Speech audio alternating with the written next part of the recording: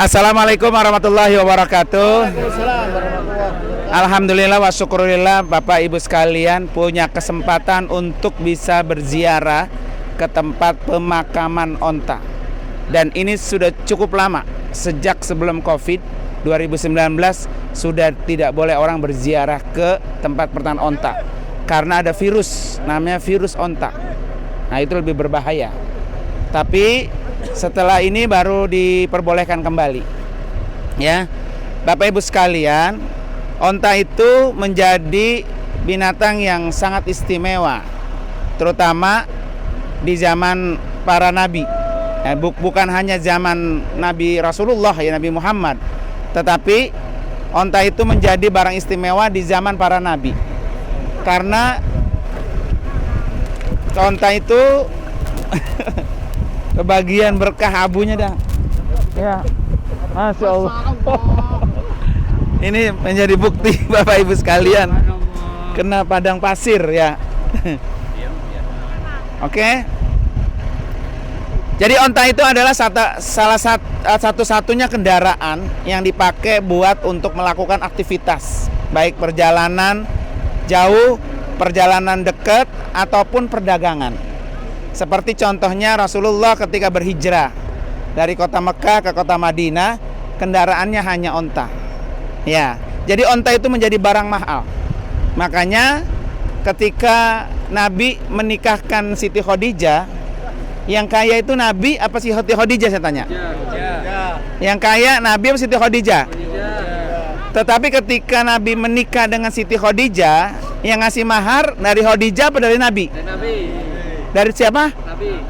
Dari siapa?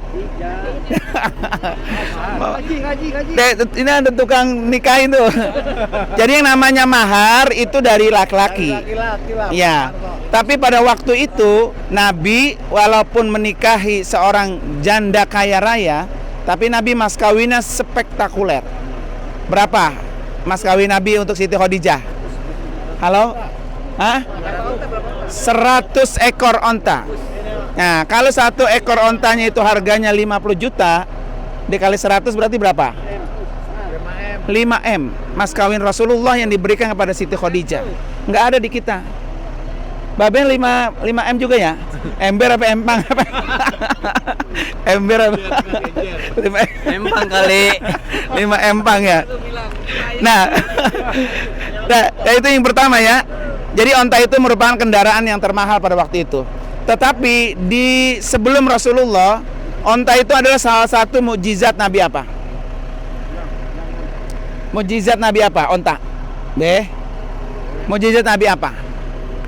Mukjizat Nabi Soleh alaihissalam.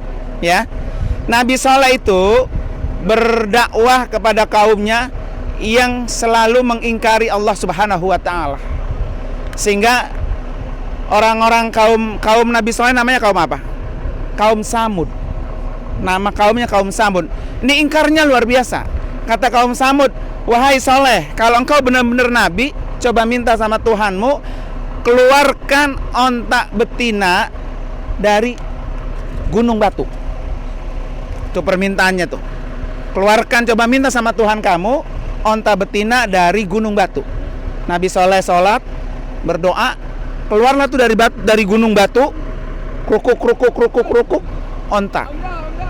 Ya, onta betina yang punya susu.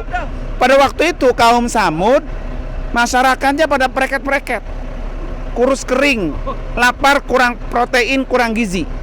Tetapi ketika onta itu keluar dari gunung, ternyata onta itu mampu memberikan protein dan gizi yang berkecukupan seluruh kaum Samud.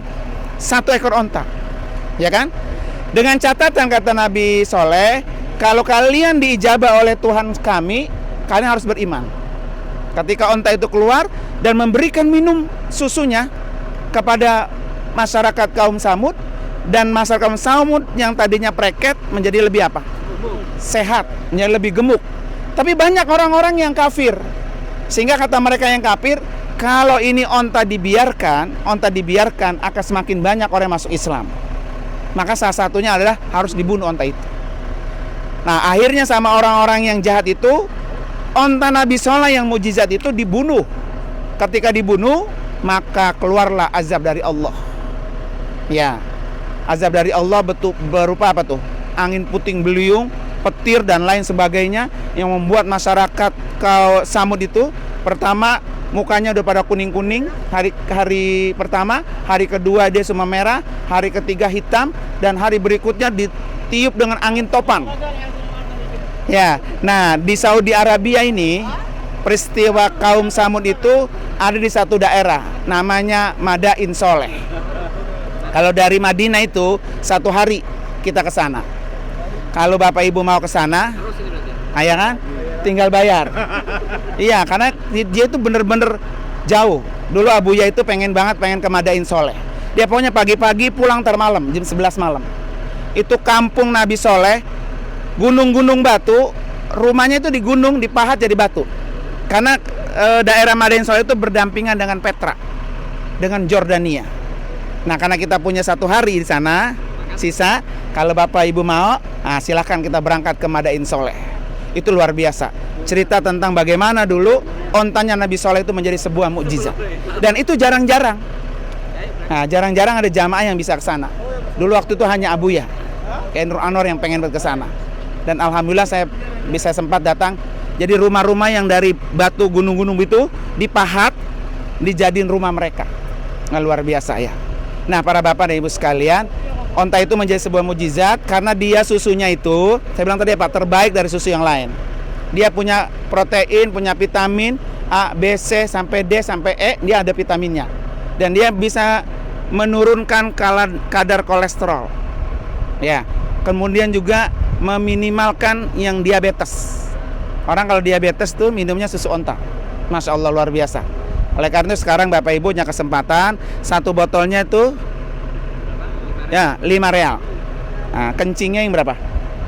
20 real. Nah, kencingnya itu obat. Ya, kencingnya obat. Nah, silakan Bapak Ibu sekalian, mudah-mudahan hari ini bisa menikmati perjalanan kita, bisa ketemu dengan susu onta. Coba, sekarang kita jargon yang kemarin. Ya, siap. Siap. Wafiz Al-Amin Center, berbagi cahaya di atas cahaya. Sekali lagi.